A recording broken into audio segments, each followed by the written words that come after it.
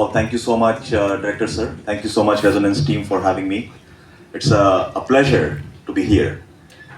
I'll tell you about my journey. So I started, first of all, it's really a pleasure to be in Hyderabad.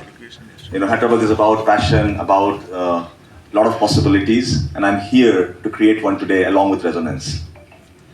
What I will do is, I will tell you a couple of things. I'll tell you about myself briefly, and also I'll tell you about what we have built with Class Saathi. I'll tell you the philosophy, the story behind Class Saathi. Of course, most of the teachers in the classroom, educators will see Class Saathi. You would have already seen that, but I'll tell you the spirit behind that, okay? So that you can understand and appreciate the depth that we have taken, the reason why we built Class Saathi.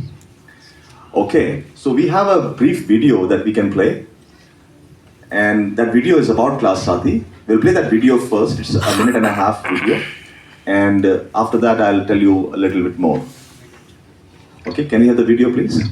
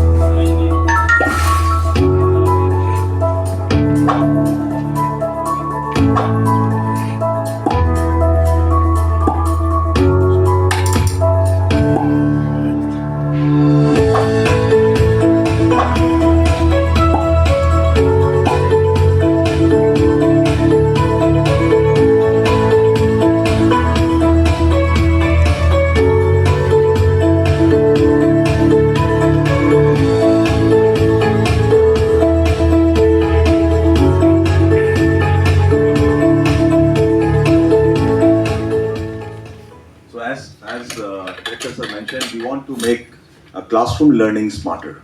We don't want students to feel that they are coming to the classroom to study something and then they have to go home and again just learn the same thing. We feel the classroom learning should be sufficient for the students. Okay? So my journey started with Class Saathi around 8 years ago. I used to work for Samsung Electronics. I worked as an engineer there.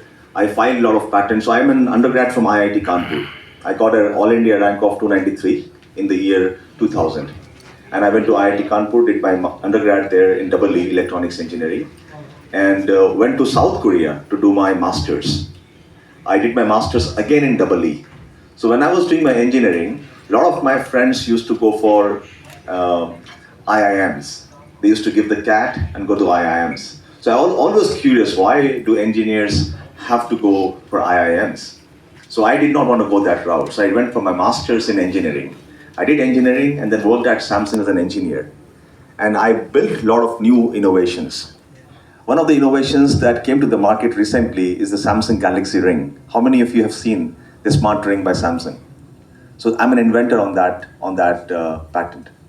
And then I did my MBA from Harvard. I went there for my MBA because I felt that my engineering knowledge was great, but I wanted to really understand business so that I can create more value by combining my technology expertise and my business knowledge. And that's what I did. So I went to Harvard, did my MBA, came back, worked at Samsung for a couple of years, and then Samsung told me that why don't you spin off this company to a new company so that you can have the full focus. Because in big companies, the problem is that if the company is too, they work on a lot of projects. So they wanted me to focus on education, so they gave this opportunity to me that you work on this project independently, and they funded my project. So TagHive was born around 8 years ago in 2017. And the sole focus has been to build something that can be useful.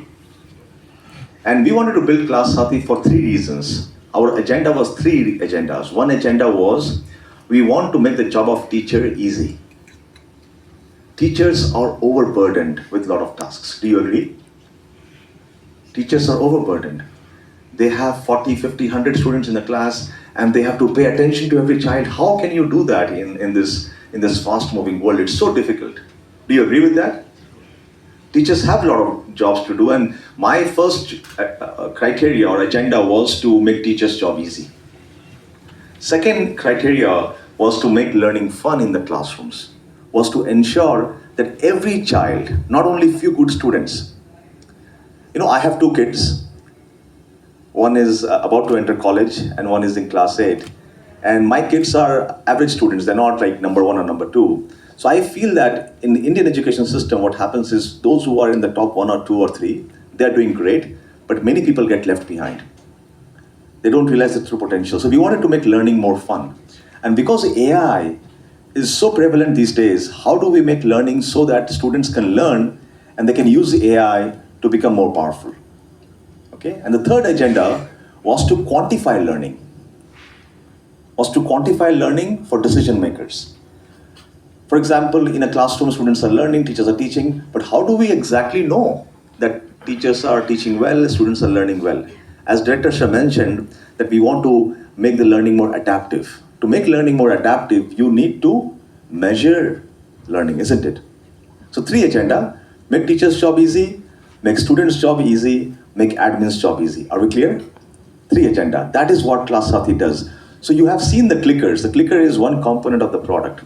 So what I will do today is I have a presentation. I'll just briefly walk. I will not make it boring, okay? This is a brief presentation. So idea is, today's agenda is how do we make classroom smart and classroom learning more interactive in this fast-moving AI era. Okay? Okay, we go to the next slide. Okay, next slide, please. Okay, but how many, before we go into the solution, how many of you in the crowd feel that today's classrooms meet all the needs of teachers and students? How many of you feel? Like, let's say on a scale of 1 to 10, if 10 is, okay, it's perfect classroom, and 1 is, no, not perfect at all. How much do you want to give a score of, from on a scale of 1 to 10, how do you rate today's classrooms? Any show of hands? Do you think that today's classrooms meet the teacher's needs, student needs? Maybe 5?